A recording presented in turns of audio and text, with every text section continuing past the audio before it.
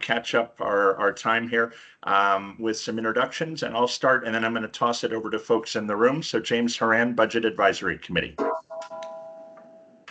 Rita Russell, City Council. Laura Schultz Cooper, Budget Advisory Committee. Evan Mondel, Budget Advisory Committee. Steve Ward, Council Liaison. Tyson Thornburg, Budget and Financial Analyst. Kevin Ingles, Director of Finance. I can't see the rest of the room, so I think I might be last. Jay Knight, Budget Advisory Committee. And Sean Lewis, City Manager. All right, thank you, everybody. So we're going to go ahead and jump into the agenda here, and our first item of business is review of the minutes. I'll entertain a motion to approve them. Seconded. We have to have a first motion. Oh, sorry. I move. Seconded. Sorry. Sorry about that. Okay. All in favor, please signify by saying aye or raising your hand. Aye. Aye. All right, minutes are approved. That takes us right into our new business, and I think our main agenda item for tonight or this afternoon, and that is a review of the capital improvement request prioritization projects. And I think, Tyson, you said you'd put a document together that can help kind of guide us through this exercise.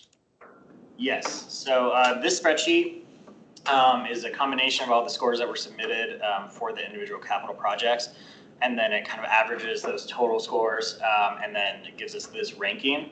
And so I think our goal tonight is to kind of discuss this ranking, see if there's anything that the committee feels should be moved up or moved down, and kind of come to a consensus on this ranking. So that way we can put together the memo that will be sent to the city manager's office by June 4th, which is next week.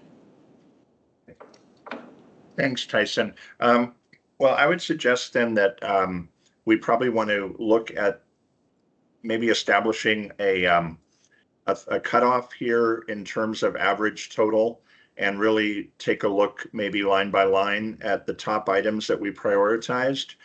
So Tyson, I'm not in control of the screen here, but if you're able to kind of scroll down, what's our range on average total? So our top one is 2.1 is the total, down to 0.56. Okay. Did we want to, well, looks like we have,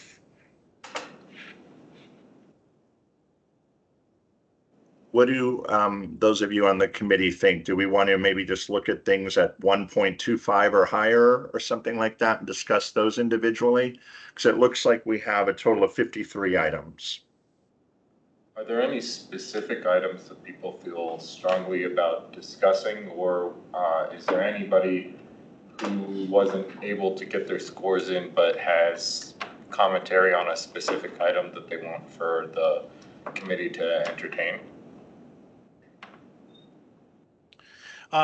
Nothing on my end. I was going to suggest that if necessary, if we wanted to look at how the rankings have come together, if there was something that was stand out as like, well, that's a little bit lower than I thought it would be, but the way that the averages worked out and the way that we did the rankings, I'm not exactly sure that there would be anything that necessarily like is huge standout, but I at least wanted to have that out. One question that I have, I'm curious about whether the average total score is the same, how ties are broken. I'm seeing from what I can see on the screen, I'm seeing 2 at 1.68 with 13 and 14. Not sure if that's with decimal points, but yeah, just curious how those ties are broken. So we don't really have a plan to break any of the ties. I think when we present this list in the memo to city manager's office, it'll include all of the projects. And so he will be able to see kind of, if projects were ranked the same. I don't know that we have a plan or a need to break any of the ties. I think I'm seeing slightly different totals for them, even if the averages are the same. So that it's okay. Oh, I understand. Yeah. And I will say, I think, this is given to the city managers the city manager who provides additional context to the council. The council acts on that and the similar information that they've received, so. Is it, I guess I'll ask our council liaisons, is this helpful for us to provide all 50 in kind of ranked order? Or would you like something more concise in terms of, here are the top 25 capital improvement projects that we think you should be looking at? I don't think it hurts to just provide the document and all of the projects included in it. I think we don't necessarily need to provide additional commentary about every project. From my perspective, I don't think that that's necessary, but I don't think it hurts to just send the city manager the scores that we have and any additional context that we feel is relevant to certain projects. I don't really feel that I personally have a lot of additional context about anything that wouldn't be, fairly apparent to the city manager and the city staff and the council. The main thing, the format doesn't allow for us to include other considerations like is this something that we need to do to get into compliance? Yes, that can be something that we look at in the context of how urgent the project is, which is one of the criteria but it's not something that you can emphasize. So, but that's also something that's pretty apparent to staff and council. So I'm not super worried about that or providing much additional context on any of these. I will say, so we will send a memo, and this is I just copied the format from last year, but that's hard to read. But in last year's memo, we did have a section that said, in addition to the prioritization workbook, we've listed additional points for your consideration.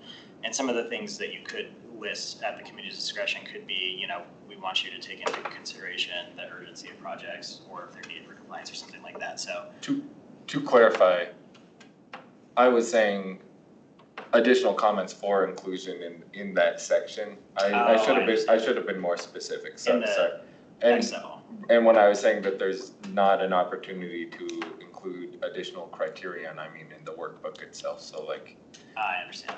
I was suggesting that we highlight those so we can include that there. Thank you for clarifying. I'm sorry for not being more specific. I appreciate it. To answer your question from a council perspective, James, I'm not sure how Councilwoman Russell feels about this, but I think number 50 is nearly as relevant as number 1 as far as the prioritization is concerned. Because by ranking something at number 50, you're basically signaling that it could potentially be cut off without doing too much damage. It's not a high priority for the committee. However, the interesting thing is that this was down at either 50, 49, something like that, was the 1% of the budget goes to art in public places. And I mean, if everybody ranked it that way, I would think that's actually 59, 1%. And then public art acquisition. I concur. Okay. That's relevant information. Thank you. I like it. Okay, thank you. Well, I think then probably our conversation needs to focus on the section of the memo that Tyson just highlighted for us. Kind of overall takeaways or additional comments that we would like to share, unless folks have any major concerns about the spreadsheet in its current form. Not concerns necessarily, but to the council person's point, there are certain projects that just don't have a safety element. And if you look at the way that this spreadsheet is structured, that's going to be a big part of why some of those projects end up toward the bottom, is because of the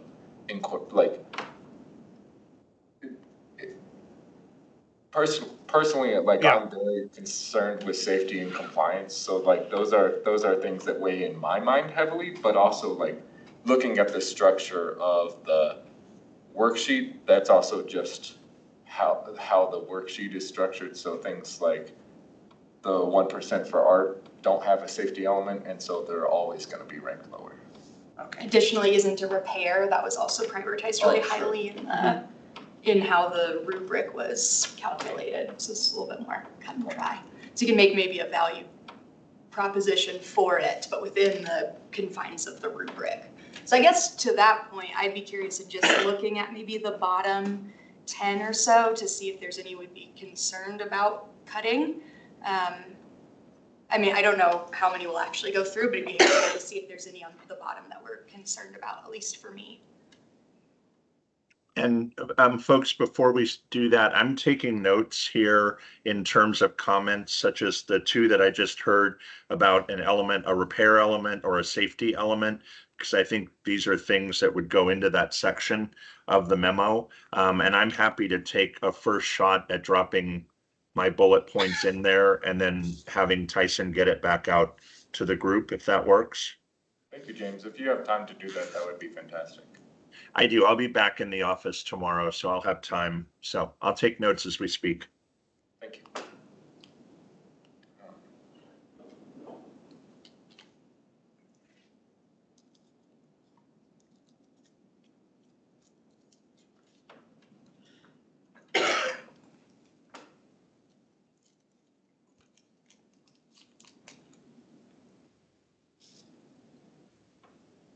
So to take Laura's point, the bottom 10 would start with arterial and collector street sidewalk widening.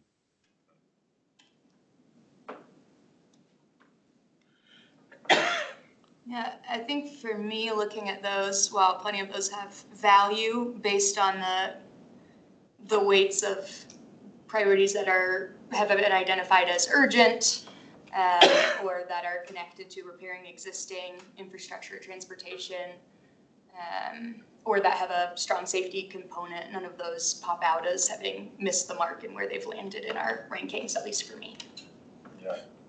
The only concerns that I have really with any of these is if there's like something that's relevant to a prior commitment or some kind of compliance element that we have made, or by we I mean the city as a whole has made, but none of these really stand out specifically to me as otherwise particularly urgent or as significant safety issues. I think the staff highlighted the wayfinding in place making as safety as a safety related proposal, but I think, you know, the transportation system upgrade arguably in my mind is maybe like a little bit more safety oriented. Yeah. Does anyone have concerns in terms of the sidewalk widening and accessibility, looking at it through that lens? I definitely think it's important, but I think that there were other accessibility related projects that I think are more urgent than the sidewalk widening. But there's definitely a safety and, of course, like just inclusive element to widening the sidewalks that I think is important and might be worth highlighting in our memo. And the project sheet for that item, there wasn't anything specific about like ADA compliance, as in that those sidewalks wouldn't be like legally compliant. Agreed, definitely a value, but I think that's maybe reflected.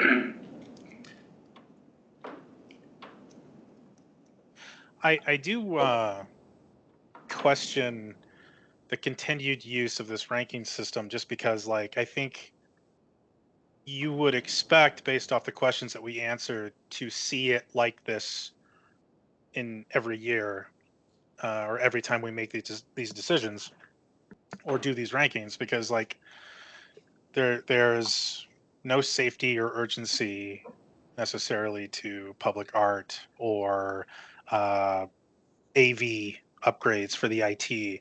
And so I'm just curious how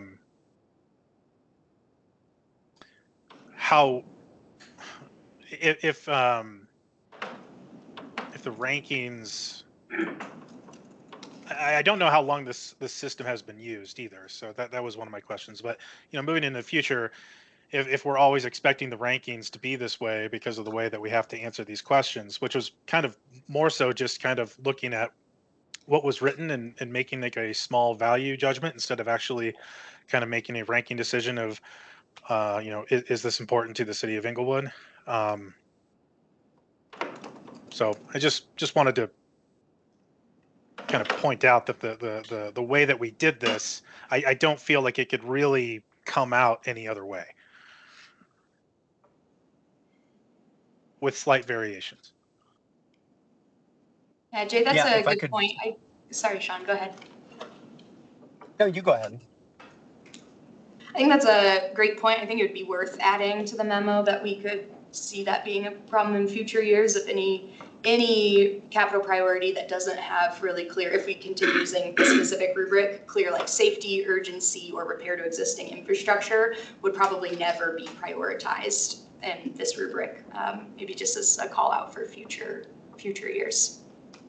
Yeah, I will say, like, I think, there is the potential for, because not all of the categories are weighted identically. So there is a possibility, right, for like, a really urgent project, and I'll let the city manager jump in because, I see his hand up and had something, but. Oh, no, go ahead. Finish that thought. But, I think there, even as it currently exists, while I agree with Jay that certainly those projects are gonna tend to be lower, if it seemed like some of these other projects with like less of a safety concern were particularly urgent or something, I think it's still possible for them to come up. But admittedly, I think there could be consideration if there's categories or additional considerations or things that may have more of a value judgment incorporated into them that people feel strongly about. I think I'd be open to considerations for the addition of that or implementation of those into the tool. Sorry, Sean. No worries. Thank you. And thanks, Mr. Chairman. I was just going to add that and ask Tyson if he could kind of talk about how there is an element of the criteria that speaks to, is it in the strategic plan? Is it identified as a goal, of the city? So that may be a way of providing a little bit of balance. But to your question about, how long has this been used? I think this is our second really kind of full year to use this. So we would love your feedback on how to make the rubric and the criteria better so that we, identify the projects that you want to see. Because all of these scoring systems, they're only as good as the kind of the metrics and the criteria that you use them. But Tyson, could you remind me if there are some things that do maybe push some of those more quality of life issues up a bit in the scoring system? Yeah, so I think transportation, infrastructure, safety, and then you can see economic impact as well. So these are pulled directly from the strategic plan. And then in those little boxes in the actual rubric, we ask departments to say how, if the project or program relates to any of these strategic outcomes, how it relates to them. So that's kind of what you saw there. Yeah, so that's essentially how these kind of rankings were created. I will say, like Sean said, this is only our second year doing this. And we've made some updates from last year, and we hope to kind of continue making updates so it is a good scoring system for these capital projects. Some of you gave me, feedback on the actual tool itself, which is really helpful, but then your feedback on, what criteria should be valued, how much, or do we need to add more or take some away is also incredibly valuable to us kind of as we go forward through this process. And I would say that is something that you should absolutely include in the memo too. You know, if you say, you know, we want this criteria to be measured in this scoring tool in the future, you know, or this, I would absolutely include that in the memo because we can do that, you know, take that into consideration. Thank you. I did have a couple questions. One is really clarification, but there were some capital improvement projects that are with Parks and Recreation, and I'm wondering if those should be at a lower priority, considering what we've just passed as a city recently.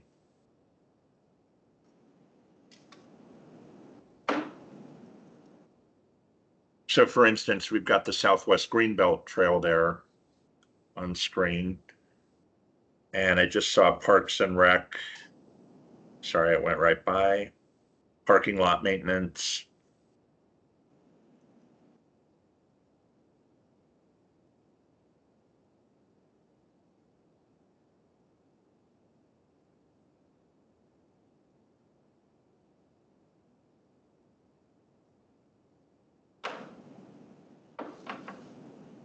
And let me know if you'd like me to scroll to any specific pictures.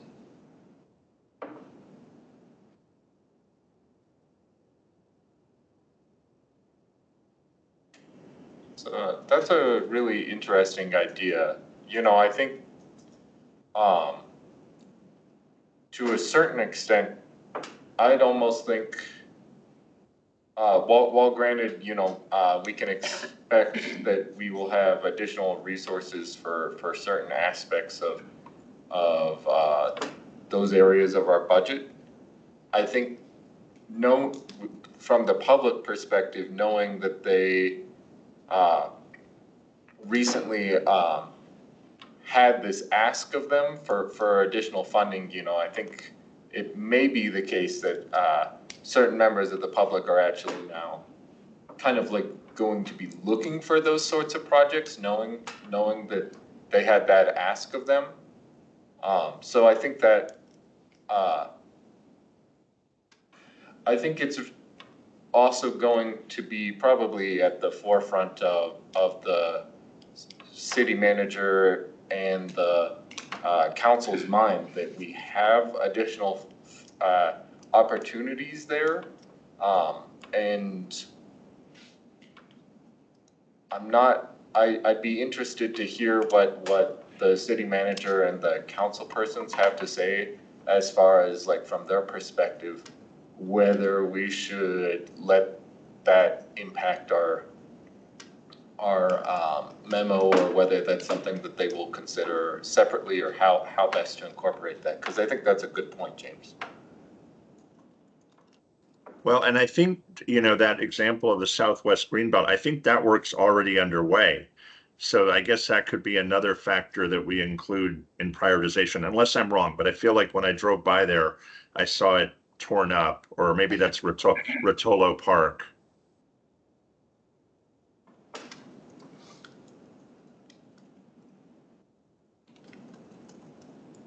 And then I guess another question I had in terms of prioritization, if something has kind of lingered on the list for a longer period of time, would that get additional attention from our committee and potentially prioritization? So these are all just some thoughts in terms of, you know, looking at this tool that we have.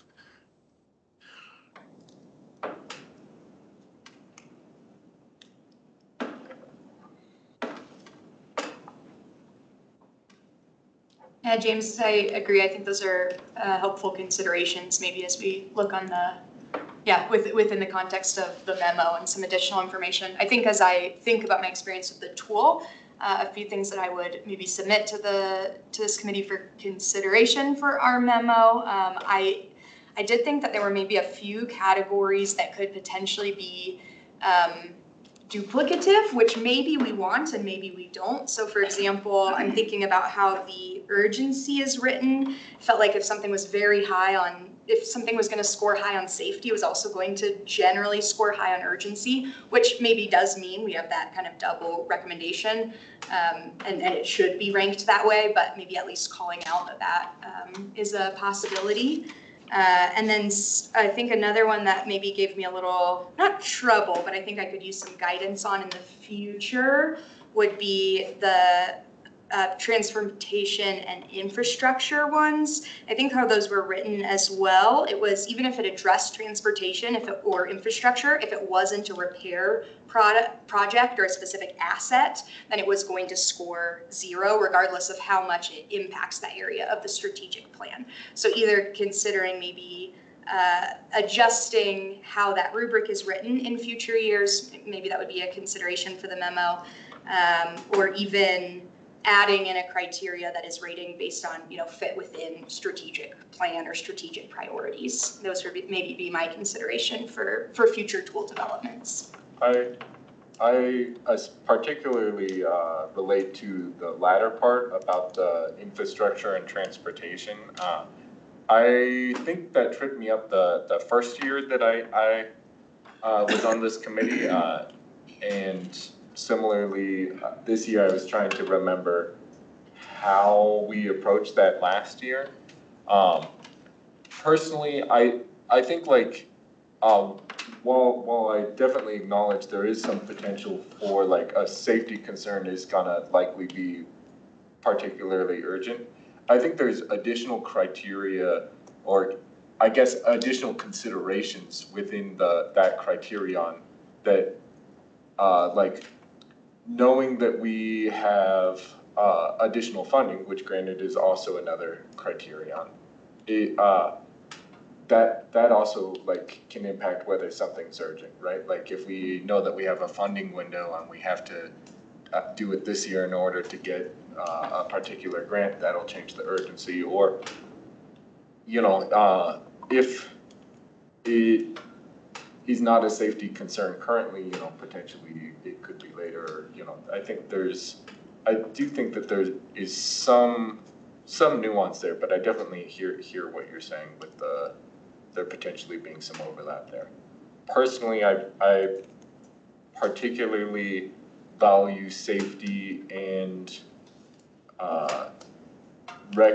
I think it's important to recognize the urgency of projects. So for me, I'm okay if there's a little bit of overlap there, but I think potentially as we consider any additional aspects that would be worth incorporating into this workbook, maybe we'll see that there is or is not value in having some overlap so that we maintain that as those as high considerations.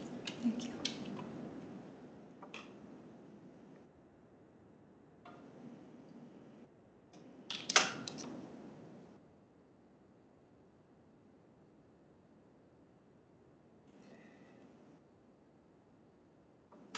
Not to monopolize the conversation here, but maybe the final one that I thought it would be interesting or maybe helpful. I don't know that this would necessarily reach the level of the memo, but as I think about departments who maybe by the nature of their work are going to rarely maybe approaching the thresholds of some of these tools, I'm thinking about the communications department, which again, maybe that, I don't want to make kind of a value judgment on that in terms of capital priorities, but it would be interesting or maybe helpful to consider the ranking within specific departments in addition to just the full list from top to bottom of, within a specific department, even if overall they ranked lower, are we looking at what their top ranked asks are? Not that it is going to be fair or needs to be fair, but maybe another potential consideration.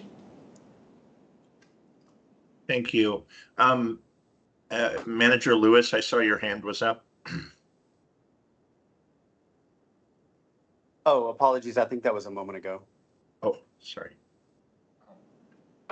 I would appreciate it if Manager Lewis or the council persons in attendance have perspective on one, like what they would like to see from us, and whether to James's earlier point, whether we should provide any additional or lesser consideration of Parks and Rec projects as part of our memo. any guidance on that, or any other thoughts that came to those individuals as we were discussing, I'd appreciate hearing that, and that might help us figure out where to kind of dig in a little bit further for our memo. I do have a question. I'm sure that you all use the rubric to get to that point. Without the rubric, would you have come up with a different list at the top?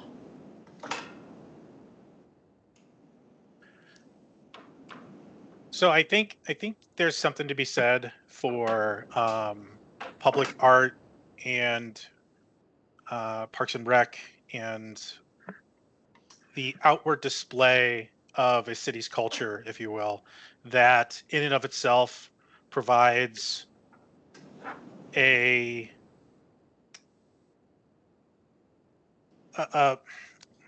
let's call it a beacon of safety. Like this place is well taken care of. This place is a place where I want to walk and spend time. Therefore, there's more people. Therefore, there's less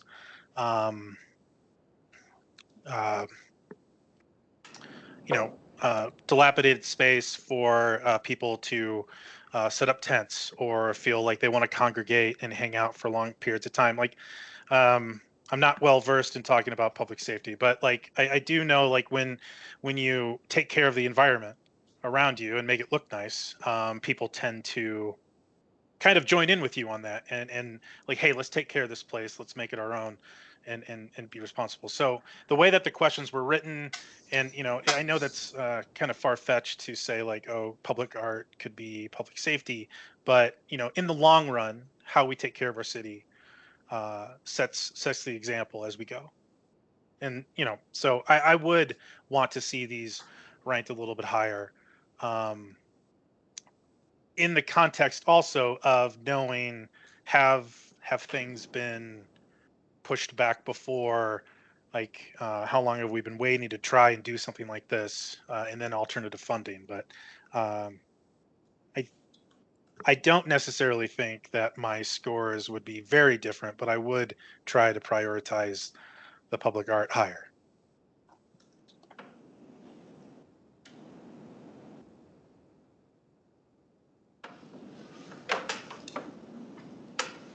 I think that's useful feedback. One of the challenges that we're going to face in this cycle is over the past 3 or 4 years, since I've been on council at least, we've entered the budget cycle with a significant surplus in the unallocated fund balance. So above and beyond what we are required to say by our policy on an annual basis, as a reserve, we had several $1 million in any given year to sort of push towards projects that may have been less urgent or may have been nice to haves as opposed to needs to haves. And this year is shaping up to be more of a need to have year. So I think in the current cycle, personally, I view safety and urgency as really important factors for how we allocate that money. But I do understand and I see the argument in future cycles where we do have a surplus as to how those would be less relevant factors in the grand scheme of things. Something like public art, I'll be frank, is something that I would cut out in a heartbeat if I didn't have enough money to fund something else on the list and I had to fund public art instead. It's a nice to have, but it's really something that a city, in my opinion, should be doing with surplus funds as opposed to with critical infrastructure funding that could be rebuilding roads or expanding sidewalks or doing something else that really speaks more to the essential functions of a city. That's just one council member's perspective, but I think in the current cycle, it's going to shape how we allocate funds. Yeah, I appreciate that feedback.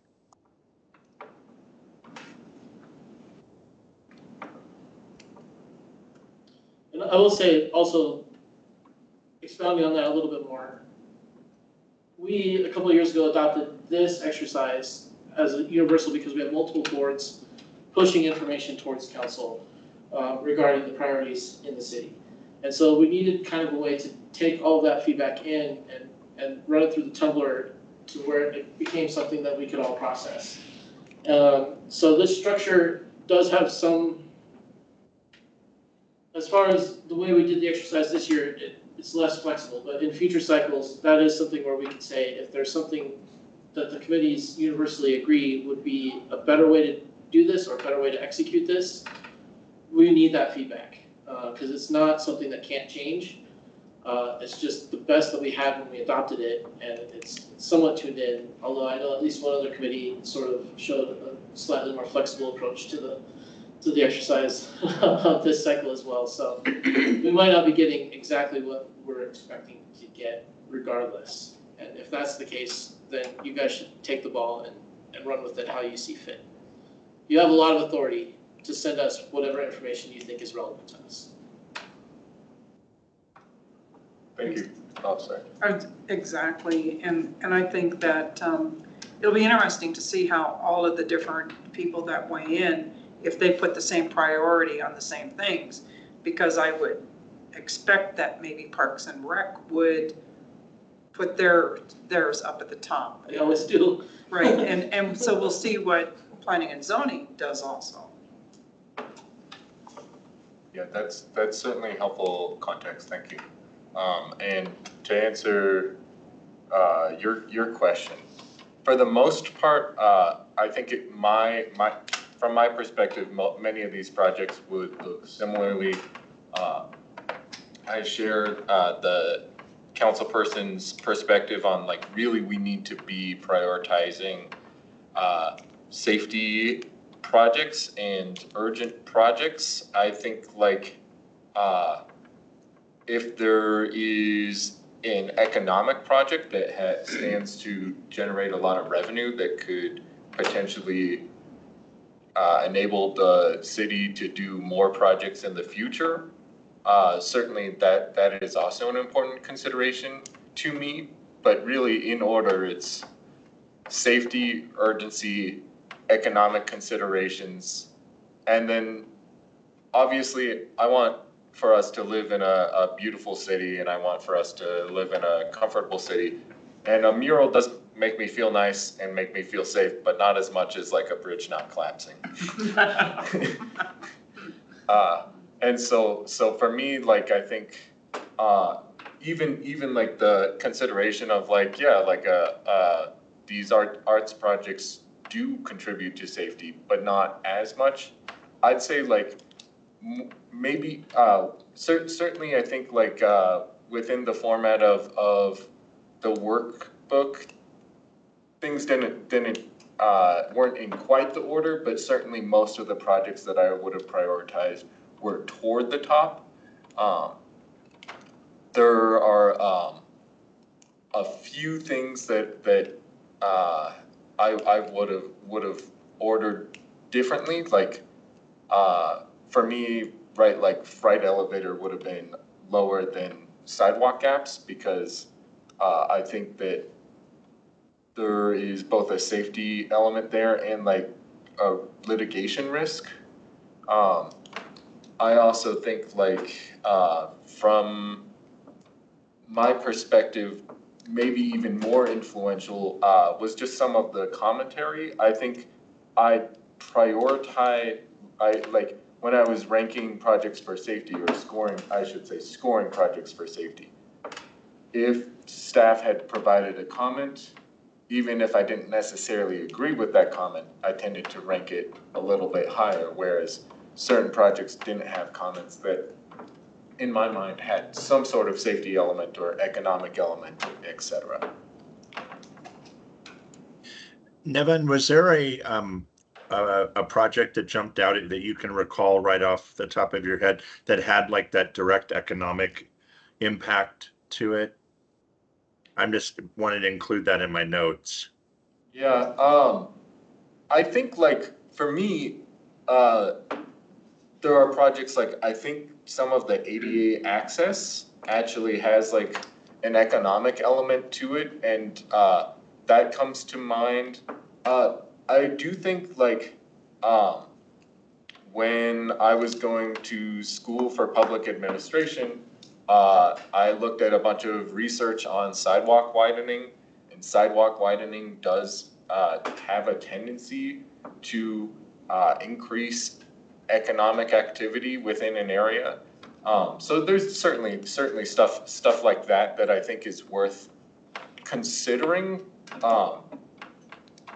I also would say like the website, I think this was even acknowledged by staff. I don't I'm not looking at that section of the workbook, but I think like the economic impacts of the website, I think were acknowledged by staff, and certainly there's, for the most part, I agreed with the acknowledgements that were there. There were just a few things where there weren't safety comments, or there weren't economic comments that I think, because there weren't comments there, I didn't rank them as high as if there were.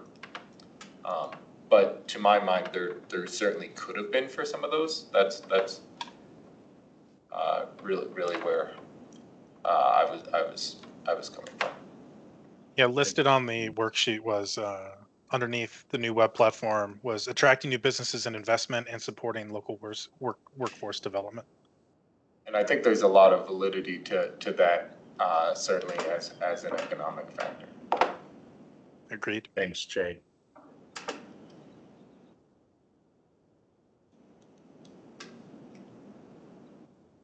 It's a lot easier to find information when you have two monitors.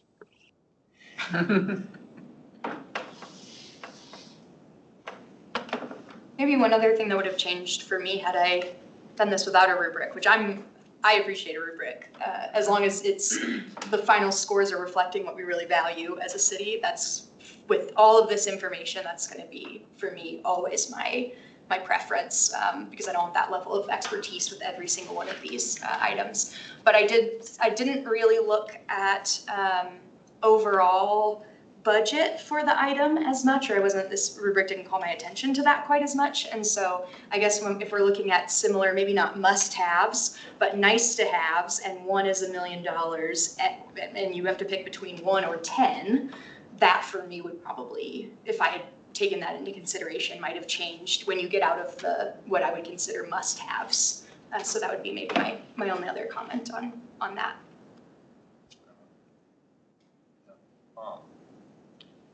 And the council people and city manager Lewis can correct me if I'm wrong, but I think typically we have an amount or a range that we're looking to spend, and we in past meetings it looks like it seems to me like typically the council persons will look at the projects that have been rated highly by us, by staff, and fill those in first, and then if there's additional funds, try to like kind of fit those in and see what we can do with the remainder. Yeah.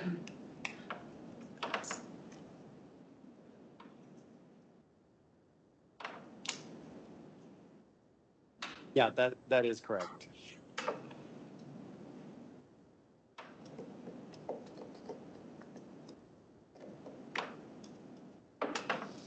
Tyson, could you toggle back to the memo for a moment, please? Okay.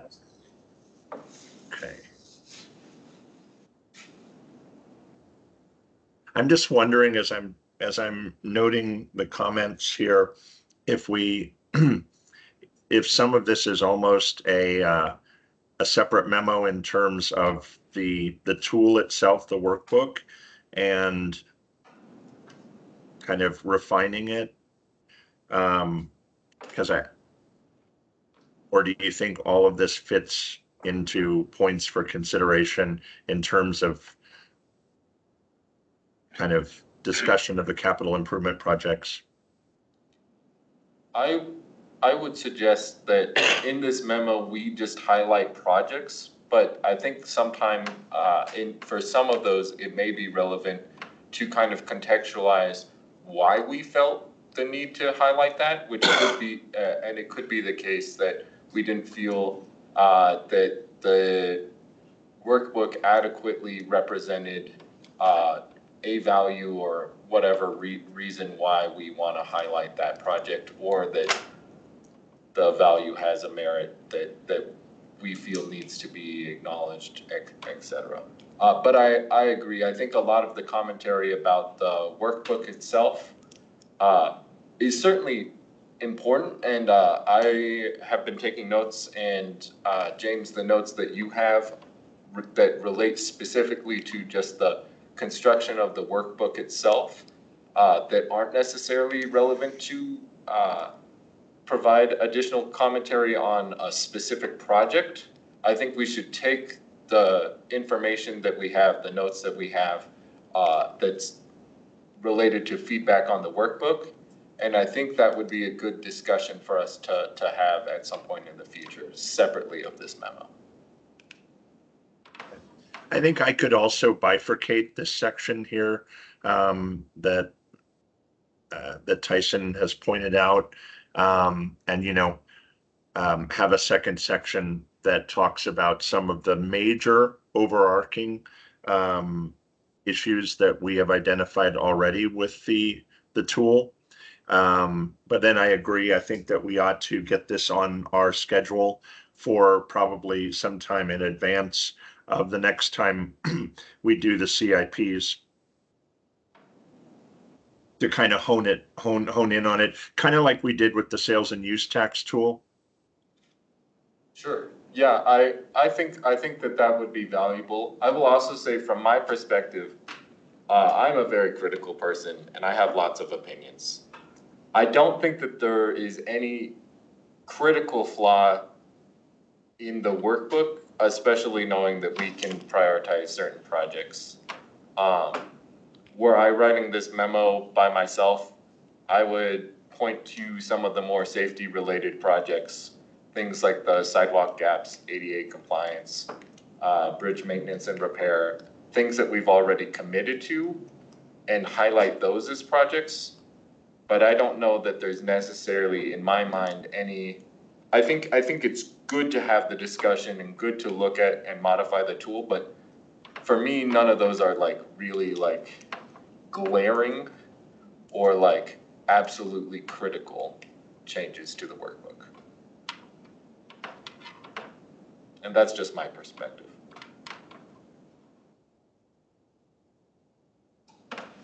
Right. Any other comments?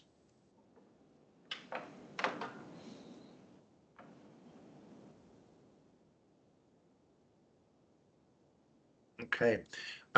Tyson, can you remind us in terms of timeline here? When do we need to have this memo, in its complete form so that it's ready to go? Yes, so that is June 4th is when I have to submit the memo, which I believe is next Wednesday. Yes. Okay.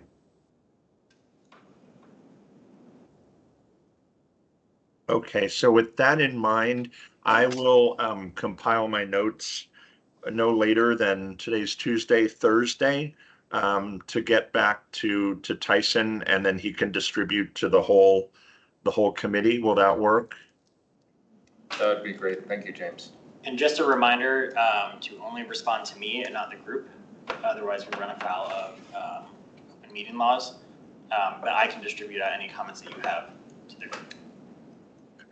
And we can. James, I'll send you this template as well, so you have this to work off of. Okay, and maybe I'll send it back as like a Google Doc or something like that, so that could we just have people directly put their feedback into the document? Yes, so long as we have no more than 2 people in the document at the same time. All right, I think we can get everyone to promise that if they see 2 people in the document, they'll leave. Thank you.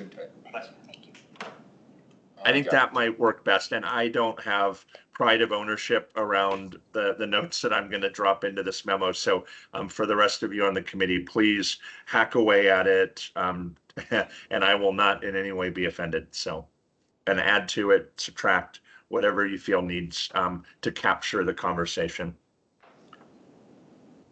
Thank you, James. I appreciate that, and I appreciate you putting in the work to get a draft out there. You bet. Okay.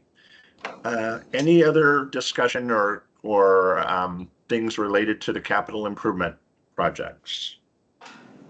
I just want to appreciate the city staff who worked on the tool. I would agree with Nevin's comment about it being a pretty user-friendly experience, and yeah, helped direct our prioritization pretty clearly, helped take a lot of information and give us a good direction to move. So, despite some of the maybe the technical feedback we're providing, I do want to really, really appreciate all the work on that tool.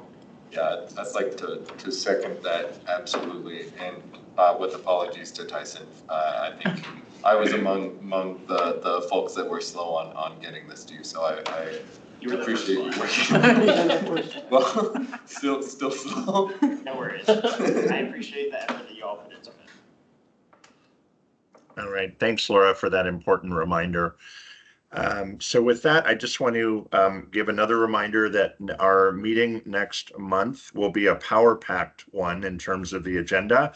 So this is where we do our annual review of the sales and use tax, and also begin the draft outline for our annual report, as well as continuing the reserve policy discussion. So hopefully we'll wrap up a little early today, knowing that next month we'll probably be at this for a bit longer. And I think with that, I'm going to go ahead and open it up to members' choice.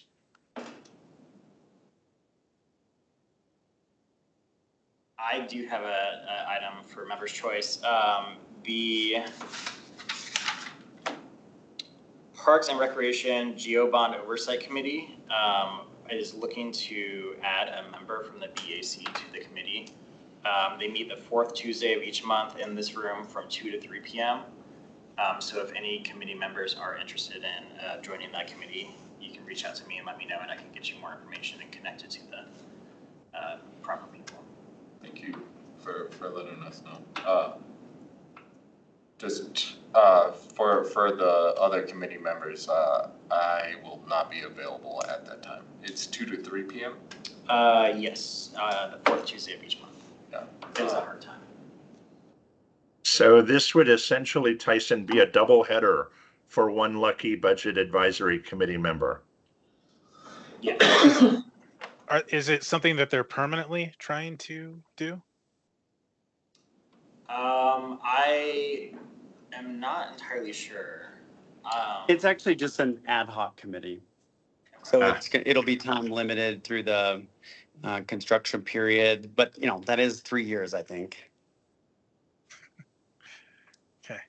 And it is, virtual is optional, so about half the committee is virtual. I spend my entire Tuesday in meetings, so I don't think I'm going to be able to squeeze that in. I work East Coast hours. I'm often done by 2 on Tuesdays. I don't know if I want to volunteer that information, but we can talk. We can talk. On record, nose goes. All right, any other members' choice items? All right, well, with that, then I will wish you all a good evening and go ahead and adjourn the meeting. Thank you, James. Thank you, James. Thanks, everybody. Thanks all. Bye.